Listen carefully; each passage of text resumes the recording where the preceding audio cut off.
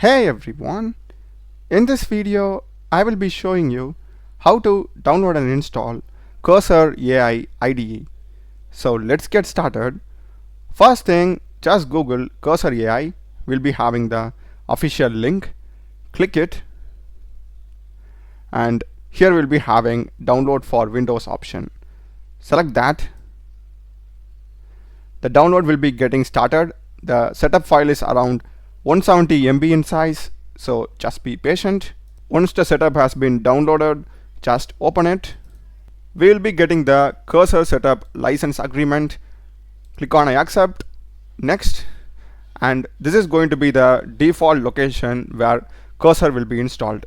If you want to change it to some other disk, just click on browse, and let me just go up here, change it to new volume D, and select OK. That's it, I've changed it. Select next. This is fine, next, and I'll just have a create a desktop icon and make sure that I'm checking these also. By using this, you can directly open your project folder in Cursor IDE. Select next. These are the stuff, the configurations, and click on install. So we'll be getting the Cursor IDE interface, and we must compulsorily sign in because here it says, right, Cursor's AI features require you to be logged in. If you're already having an account, log in or just click on sign up. This will redirect to your browser and click on continue to sign in.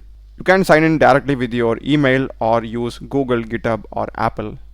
And we'll be getting customize your experience. You can select if you're going to be an individual or a team, and your role if you are a student or a software engineer, and click on continue. If you want to use the pro plan of Cursor, you can click continue. I'm going to just go with the free one, so I will select skip for now, and let me uncheck this and click on continue. I don't want to connect any of these. I will just click on continue, and we'll be getting login to Cursor desktop. I will just select yes, login, and we'll be logged in into our desktop app also. Here we are having a way to import our existing settings and extensions from Visual Studio Code. If you want to do that, you can. And next is we are having the change language option. I will just click on continue, and these are some of the features: tab and the agent feature, the plan feature, multi-agent layout and stuff. Click on continue, and that's it. We are inside Cursor IDE. So let's just open a project. So I'll just click on this. So I'll just select a folder. Let me name it as new.html.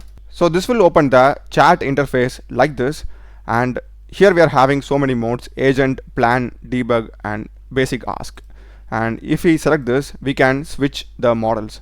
So majority of the models here are paid. So if you want to add any free model, for example, I found out that Gemini 2.5 is a free model, so we just need to search it and enable it, and after that, that particular model will be coming over here. I will select this, and now I need to give the context of this file. For that, I need to put at new.html and give me a basic template, okay, and this will basically give the code for me in this new.html file.